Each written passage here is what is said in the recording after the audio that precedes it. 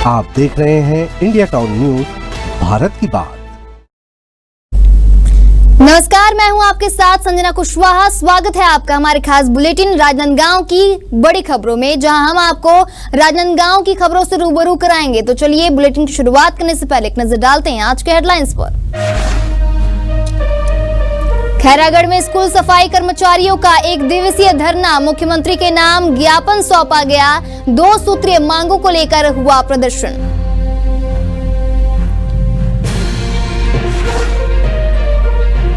मस्जिदों में ईद उल अजहा की विशेष नमाज, हाजी ने दी सामाजिक जिम्मेदारी की अपील।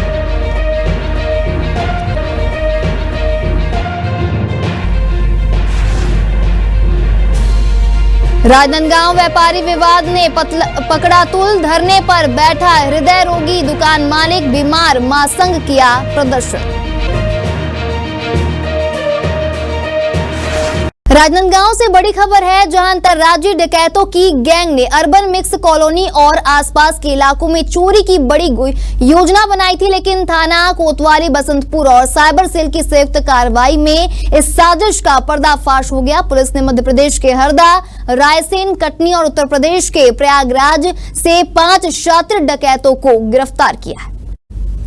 घटना 30 मई की रात की है, जब अर्बन रेनिसेंस सोसाइटी के निवासी अजित सिंह बग्गा ने संदिग्ध हलचल सुनकर गार्ड को बुलाया। तभी कुछ अज्ञात लोग बाउंड्री वॉल फांद कर भागते दिखे। गनीमत रही कि कोई सामान चोरी नहीं हुआ, लेकिन एक बड़ी वारदात को अंजाम देने की तैयारी थी। वहीं दूसरी घटना में एक अन्य व्यक्ति के घर से चांदी के जेवर और नकदी सहित कुल 21,000 रुपए की चोरी हुई थी। इन आरोपियों का आपराधिक रिकॉर्ड पहले से रहा है। बता दें, पुलिस की मुस्तैदी से बड़ी वारदात को टाल दिया गया है। राजनांदगांव में 2 अलग अलग वारदातें एक ही दिन में हुई थी, जिसमें एक डकैती का प्रयास और एक जगह डकैती करने में ये लोग सफल भी रहे थे।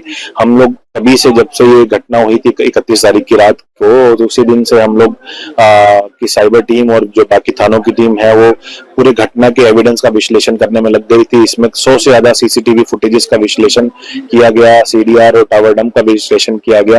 काफी मेहनत की गई और अलग अलग जगह पर एमपी, यूपी, महाराष्ट्र में टीम्स भेजी गई। इसमें हम लोगों को 5 लोगों को गिरफ्तार करने में सफलता मिली है। इसमें धौल सिंह, अनिल गोंड, सावंत मोगिया, अमित मोगिया और सुदामा मोगिया, इनको ये यूपी और एमपी के रहने वाले हैं और ये आदतन प्रोफेशनल चोर है, डकैत हैं। ये लोग के करीब 10-12 से ज्यादा मामले अलग अलग प्रदेशों में पंजीबद्ध भी है और इन लोगों के को गिरफ्तारी करने में सबसे बड़ी बात यह है कि हमारे ही प्रदेश के रायपुर, बिलासपुर, दुर्ग और राजनांदगांव अलग अलग जगह पर इनके द्वारा या तो डकैती और चोरी की गई या प्रयास किया गया। तो एक बड़ी सफलता पुलिस को मिली है इसमें और काफी मेहनत पुलिस की टीम द्वारा की गई थी, जिसके मद्देनजर पुलिस महानिरीक्षक महोदय द्वारा पूरी टीम को 10,000 रुपए का कैश रिवॉर्ड भी दिया गया। राजनांदगांव के सोमनी थाना क्षेत्र से एक सनसनीखेज वारदात सामने आई है, जहां पीएस स्टील प्लांट में कार्यरत एक युवक की बेरहमी से हत्या कर दी गई। मृतक की पहचान उत्तर प्रदेश निवासी धर्मेंद्र सिंह के रूप में हुई है।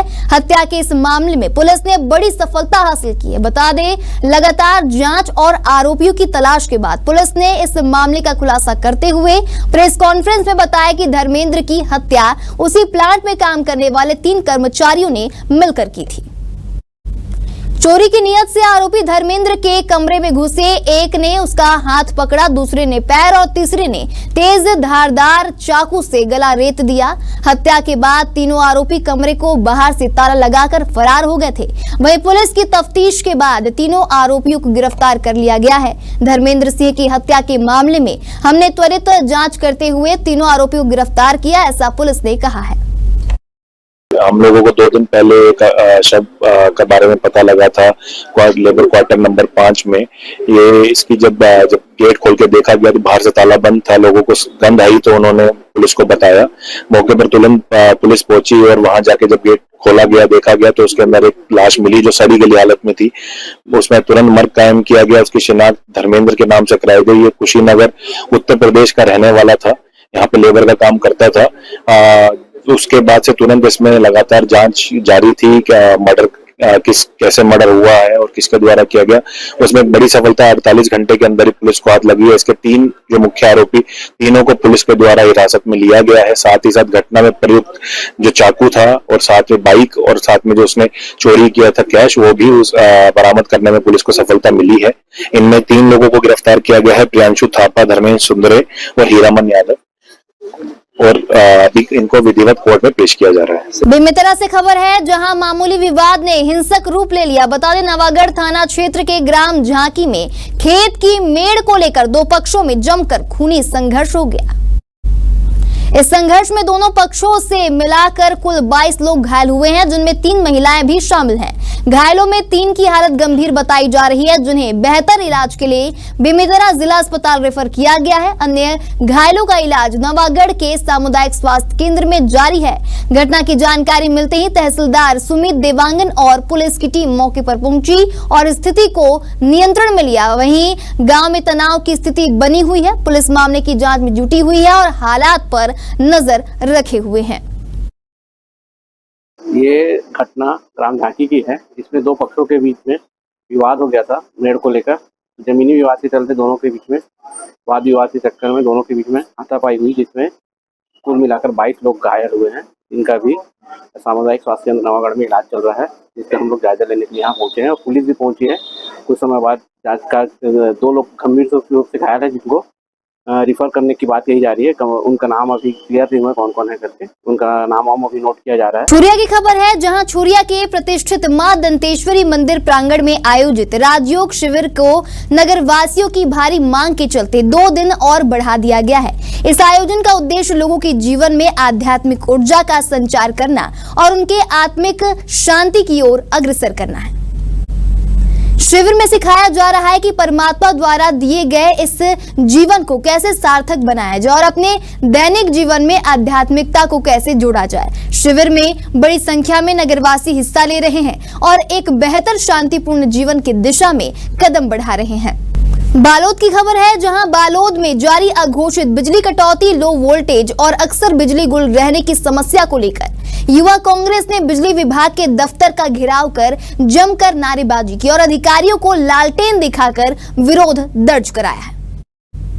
प्रदर्शनकारियों ने बिजली विभाग पर गंभीर आरोप लगाते हुए कहा कि यह समस्या जानबूझकर पैदा की जा रही है ताकि राज्य की बिजली दूसरे प्रदेशों को बेची जा सके। इस दौरान युवा कांग्रेस कार्यकर्ताओं का गुस्सा फूट पड़ा और उन्होंने विभाग की कार्यप्रणाली को लेकर जमकर नाराजगी जताई। युवा कांग्रेस ने चेतावनी दी है कि अगर जल्द से जल्द इस समस्या का समाधान नहीं किया गया तो आंदोलन को और उग्र रूप दिया जाएगा। हमारे बालोद जिले को इन्होंने लालटेन पकड़ा दिया है। थोड़ा सा हवा, थोड़ी सी बारिश नहीं होती, बिजली गोल हो जाती है। दोपहर का समय हो चाहे रात का समय हो, छोटे बच्चे हैं, एग्जाम का समय है, इन लोग बिजली कटौती करने में कोई कंजूसी नहीं कर रहे हैं। हाँ, वही इनके अधिकारी चुस्त है। किसानों को कोई कनेक्शन दिलाना हो तो तुरंत रिश्वत, किसानों को कोई काम हो, आम जनता कोई ट्रांसफार्मर घर के ऊपर जा रहा है, हटाने का तुरंत रिश्वत। लेकिन वही कोई आम उपभोक्ता जाता है कि बिजली कटौती क्यों हो रही है, वो लो वोल्टेज क्यों है, उसके लिए कोई इनके पास जवाब नहीं है। ये हमारे कार्यकर्ताओं से पूछते हैं कि ये तो जनरल क्वेश्चन है, जनरल आंसर है। तो मैं इनको यही बताने आऊँ कि लालटेन आपको दे रहे हैं साहब, आपके अधिकारियों को कमीशन लेने में थोड़ा सुस्त करिए और काम करने में थोड़ा चुस्त करिए, तब बात बनेगी। तब बालोद जिले की जनता को बिजली का जो सेवा मिलना चाहिए, उपभोक्ता जो बिजली बिल पटा रहे, बिजली बिल तो आप पूरा ले रहे हो, बढ़ा के ले रहे हो, लेकिन बिजली आधा दे रहे हो। साय सरकार ऊर्जा मंत्री खुद बनते हैं, डिजिटल इंडिया की बात करते हैं प्रधानमंत्री मोदी, और साहब बोलते हैं कि डबल इंजन की सरकार है, हम डिजिटल इंडिया बना कर रहेंगे, हर गारंटी पूरा करेंगे। जब से सत्तम शासन में बैठी है भाजपा सरकार, बिजली बिल तो पूरा दे रही है और स्मार्ट मीटर के नाम से लगातार वसूली किया जा रहा है। लोगों से पैसा वसूल कर रहे हैं कि आज नहीं लगाएंगे आपके में, कल लगाएंगे, ऐसा करके पैसा वसूल रहे हैं। जब आए दिन पेपर चल रहा है, यहाँ गर्मी के दिन में छोटे छोटे बच्चे हैं, घरों में कीड़े मकोड़े डर है, लगातार 4-4 घंटा 5-5 घंटा रोज के रोज लगातार आए दिन लाइट को बंद कर दिया जाता है बिना कारण। ना पानी का मौसम है, ना बरसात है, ना हवा गरेर, कुछ नहीं चल रहा है, फिर भी इन लाइट गोल करने से चूकते नहीं है। बिजली विभाग के लोग हैं, वो कभी फोन नहीं उठाते, कभी बात होती है तो जब भी इनसे बात होती है तो कहा जाता है कि भाई यहाँ मेंटेनेंस चल रहा है, वहाँ मेंटेनेंस चल रहा है। अभी हमने कुछ दिन पहले एक और ज्ञापन दिया था जो कि विद्युत विभाग की क्षमता को बढ़ाने को लेकर। आज लेकिन एक हफ्ता भी गुजर चुका है, समता कॉलोनी, शिव कॉलोनी, आमापारा, वैसे ही बालोद के विभिन्न क्षेत्रों में जहाँ पे बिजली की कटौती बहुत कंटिन्यू की जाती है और क्षमता बढ़ाने का कोई कार्य नहीं किया जा रहा है। तो हमारा यही मानना है यूथ कांग्रेस का कि बिजली कटौती जो कंटिन्यू क्या आप करते जा रहे हैं, जो बिजली कटौती करके बाकी राज्यों को आप सप्लाई कर रहे हैं, तो उसको सप्लाई ना करते हुए हमारे देश की जनता है, हमारे छत्तीसगढ़ की जो जनता है, हमारे बालोद के वार्ड की जो जनता है, उनको आप प्रॉपर बिजली दीजिए।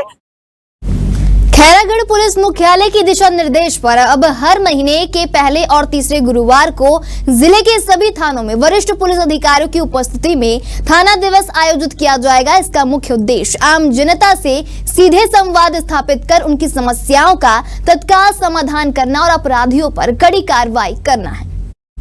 इसी कड़ी में प्रथम थाना दिवस कार्यक्रम आयोजित किया गया, जिसमें आमजन को थानों में आमंत्रित कर उनकी समस्याओं पर खुलकर चर्चा की गई। पुलिस कप्तान ने उपस्थित लोगों की समस्याएं सुनी, जिनमें मुख्य रूप से मादक पदार्थों की तस्करी, शराबखोरी, शैक्षणिक संस्थानों के बाहर छात्रों का खुलेआम सिगरेट पीना और सड़क दुर्घटनाओं से जुड़ी शिकायतें शामिल थी। वही शिकायतों के बाद पुलिस अधीक्षक ने तत्काल प्रभाव से कार्रवाई के निर्देश दिए हैं।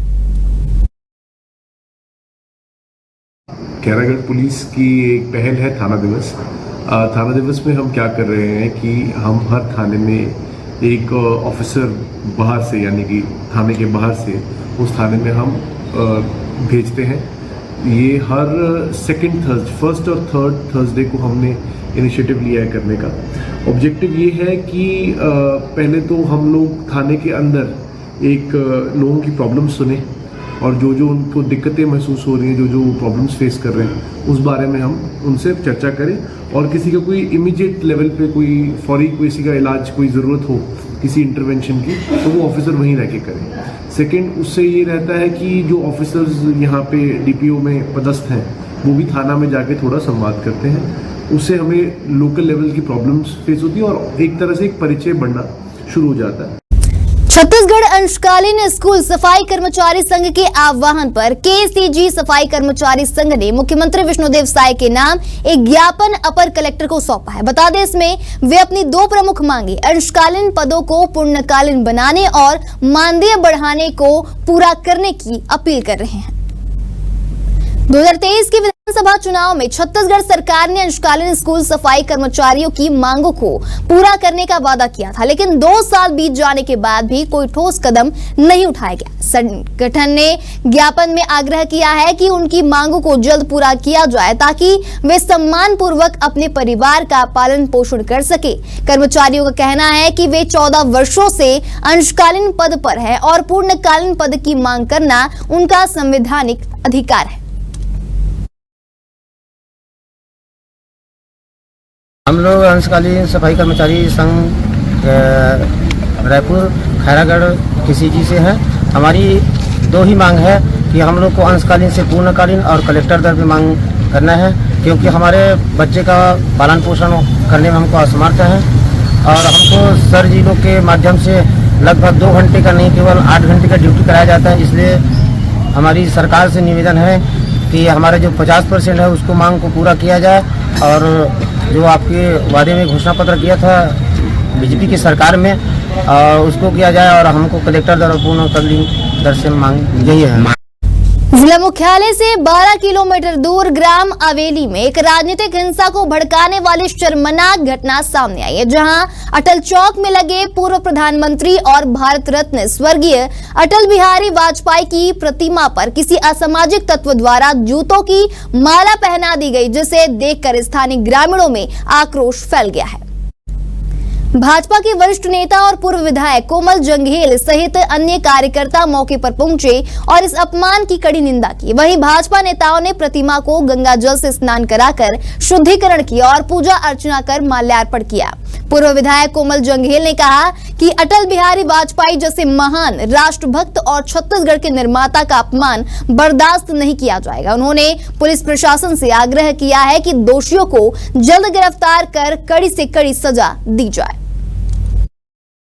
तो ग्राम अवेली में जो हमारे खैरागढ़ विकासखंड के अंदर एक गांव है, वहाँ पे हमारे भारतीय जनता पार्टी के प्रणेता और भारत रत्न से विभूषित देश के पूर्व प्रधानमंत्री श्रद्धेय अटल बिहारी वाजपेयी जी की प्रतिमा वहाँ पर स्थापित थी।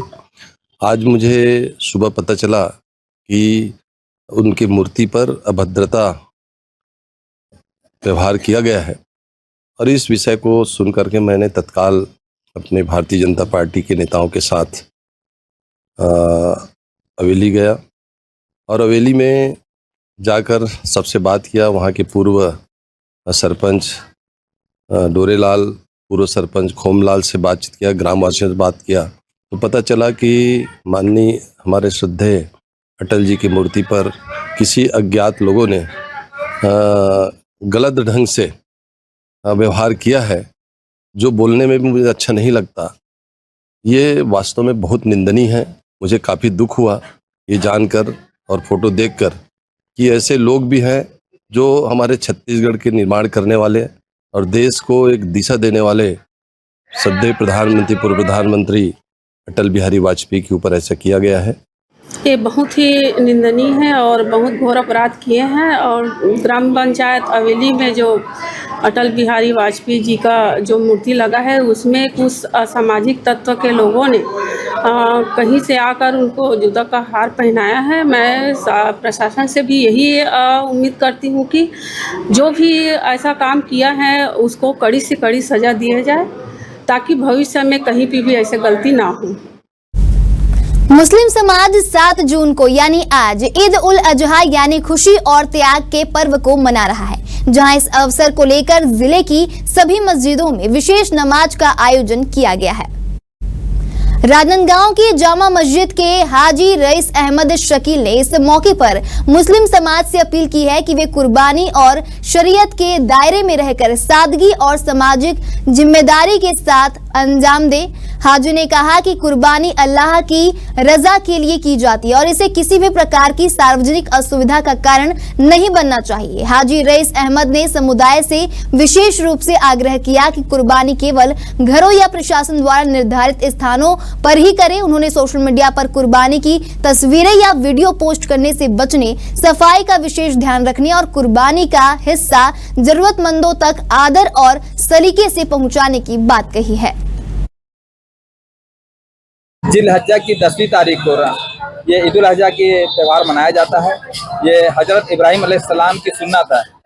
अल्लाह ताला ने उनको ख्वाब में बताया था कि आपकी सबसे जो अजीम, जो आपकी प्यारी चीज़ है उस पर आप कुर्बान करिए। तो उन्होंने पहले ऊँट कुर्बान किया, फिर दूसरी चीज़ें कुर्बान की, उसके बाद भी नहीं बोले। आप सबसे बाद में उनको ख्वाब में आया कि अपने बेटों को ज़िबा करिए। इब्राहिम अलैहिस्सलाम को 90 से 99 साल तकरीबन की उम्र में उनको एक औलाद पैदा हुई थी, जो काफ़ी मन्नतों के बाद अल्लाह ताला ने उनको दिया था। उनको कुर्बान करने के लिए जब अल्लाह ताला ने उनको ख्वाब में आए, बताया कि आप अपने बेटों को कुर्बान करो, तो उन्होंने भी अपने सबसे अजीज बेटे को कुर्बान किया था। कुर्बानी के जब उन्होंने जिबा करने के लिए आए तो उसकी जगह पे दुम्बा आ गया था। अल्लाह ताला ने उनके बेटों को बचा लिया और दुम्बा उन्होंने जिबा कर दिया। उन्हीं की सुन्नतों का हम लोग मनाया जाता है और ये सुन्नत तरीका हम लोग बहुत ही अकीदतमंद से इस त्यौहार को मनाते हैं। ये ईद उल अजहा का त्यौहार है। ये पूरे मुल्क के, पूरे हिंदुस्तान, पूरे विश्व में ये त्यौहार को मनाया जाता है। ये इब्राहिम अलैहिस्सलाम की सुन्नत है। मैं आम लोगों से गुजारिश करूंगा जो हमारे भाई कुर्बानी करते हैं, कुर्बानी को खुले में ना करे, मस्जिदों में करे, घरों में करे, जहाँ ऐसी जगह करे कि जहाँ दूसरे धर्मों को इसकी तकलीफ ना हो। और जब कुर्बानी करते समय इसे सोशल मीडिया पे रील ना बनाए, सोशल मीडिया पे फेसबुक में इसको साया ना करे।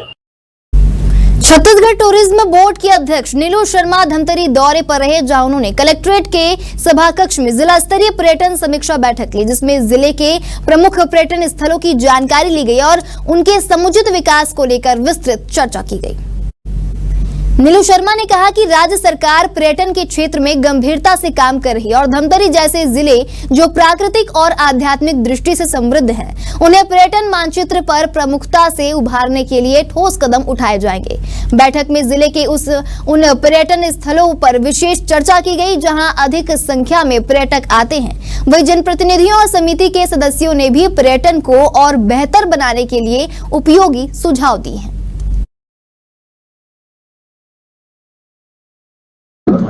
आज पर्यटन मंडल अध्यक्ष बनने के पश्चात प्रथम धमतरी आगमन हुआ है।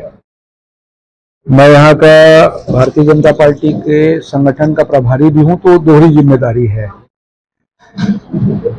यहाँ पर कलेक्ट्रेट के सभागार में जिला पर्यटन समिति की अभी बैठक हुई है और बैठक का उद्देश्य ये है कि धमतरी जिला का भी अपना छत्तीसगढ़ में इतिहास है और यहाँ के जो गंगरेल बांध है, उसके अलावा माड़म सिल्ली है। धमतरी जिले में हमारे नगरी से हवा में सप्तऋषि सिंह ऋषि जी का कर्णेश्वर महादेव और रुद्रेश्वर महादेव सहित ऐसे पर्यटक केंद्र जिसको आने वाले समय में टूरिस्टों के लिए और अच्छे से डेवलप किया जा सके।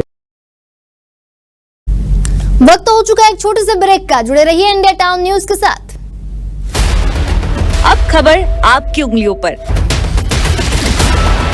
हर खबर पर हमारा नजरिया। इंडिया टाउन न्यूज, भारत की बात।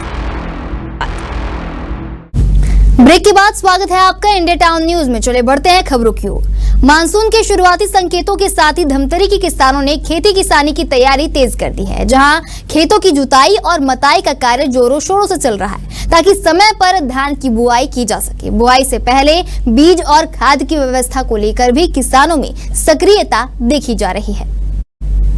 अधिकतर किसान खाद और बीज के लिए प्राथमिक सहकारी समितियों पर निर्भर रहते हैं। ऐसे में जिला प्रशासन के सामने सभी सोसाइटियों में पर्याप्त मात्रा में खाद और बीज उपलब्ध कराने की चुनौती है। इसको ध्यान में रखते हुए कृषि विभाग लगातार समीक्षा बैठकों के माध्यम से तैयारियों को अंतिम रूप देने में जुटा हुआ है, जहां जिला प्रशासन का दावा है कि जिले में खाद और बीज की कोई कमी नहीं है। किसानों ने भी बताया है कि इस बार मौसम अच्छा साथ दे रहा है, जिससे उनकी उम्मीदें बढ़ गई हैं। जिले में इस खरीफ सीजन में धान बुआई का लक्ष्य 1,40,000 हेक्टेयर निर्धारित किया गया है। अभी तो खाते लिखा था ना, मैंने खाते मिला थे, बहुत जन मिल भी चुके हैं। का लिखाए पर 15 दिन में पास होते, 15 दिन के बाद खातू निकालता ना अपन। अभी में लिखा रहे हूँ और बहुत जन मना निकाल रही खातू, और खातू तो कोई कमी नहीं है, खातू आवत है और सब जन मिलत है। किसान मन अभी क्या करे थे, बुआई मत कुछ अभी ना खरा डायरेक्ट तैयारी करा थे, खरा डायरेक्ट तैयारी कर पास अब खरीफ फसल पर है, बार बारिश बार अब जोताई चला थी, खरी जोताई चला था अभी तक पानी वानी कट सकती है। पानी तो ऐसे ठीक ठाक, अभी जो जोते के लिए पानी गिरे मतलब है पानी वानी गिरे, पानी फुल गिरे है ना अभी, तो समय से पहले ही बुआई तैयारी चला नहीं का मकाम होती के सभा डालेगा और खाद बीज मिलत है, मिलत में हमारा मिल गया का कर ले डीपी यूरिया पोटास गांव सबला मिलत है। अभी जितना लिखा है उतना मिले अभी खाद बीज की स्थिति ठीक है यहाँ पे धमतरी जिले में, और भंडारण हमारा लगभग 80% के आसपास हो चुका है। अभी स्पेशली खाद का हमारे यहाँ पे कोई समस्या नहीं है। डीएपी का थोड़ा बहुत सभी जगह एक मांग रहती है, मगर डीएपी का ऑल्टरनेटिव भी हमारे पास अभी अवेलेबल है। एनपीके हमारे पास बहुत एनफ है, और अभी भी रैक वगैरह लग रही है, तो रैक वगैरह लग रही है। जहां पे भी जो इशू आएगा स्पेशली एनपीके या डीएपी को लेके, तो तुरंत हम लोग सॉर्ट आउट करा रहे हैं।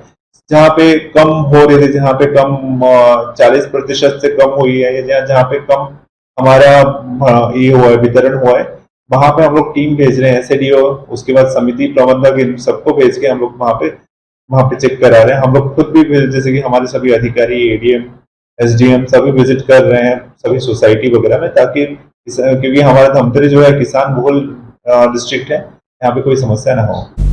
ग्राम पंचायत गहिरा भेड़ी में आयोजित विकसित कृषि संकल्प अभियान के अंतर्गत एक विशेष कार्यक्रम में जिला पंचायत अध्यक्ष किरण रविंद्र वैष्णव ने किसानों को संबोधित किया और प्रधानमंत्री नरेंद्र मोदी और मुख्यमंत्री विष्णुदेव साय के नेतृत्व में चल रही कृषक उन्नति योजना को किसानों के लिए परिवर्तनकारी बताया। किरण वैष्णव ने प्रधानमंत्री की किसान केंद्रित नीतियों की सराहना करते हुए कहा कि बीते 11 वर्षों में कृषि बजट में 5 गुना वृद्धि, जल संरक्षण आधारित सिंचाई परियोजनाओं और एमएसपी में ऐतिहासिक बढ़ोतरी जैसे कदम किसानों की उन्नति के प्रति सरकार की प्रतिबद्धता को दर्शाते हैं। मुख्यमंत्री विष्णुदेव साय के नेतृत्व में लागू कृषक उन्नति योजना किसानों के जीवन में सकारात्मक बदलाव ला रही है।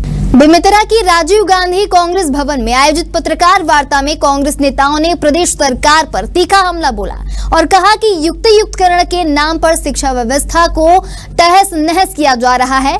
कांग्रेस ने इसे शिक्षा और रोजगार विरोधी कदम करार दिया है।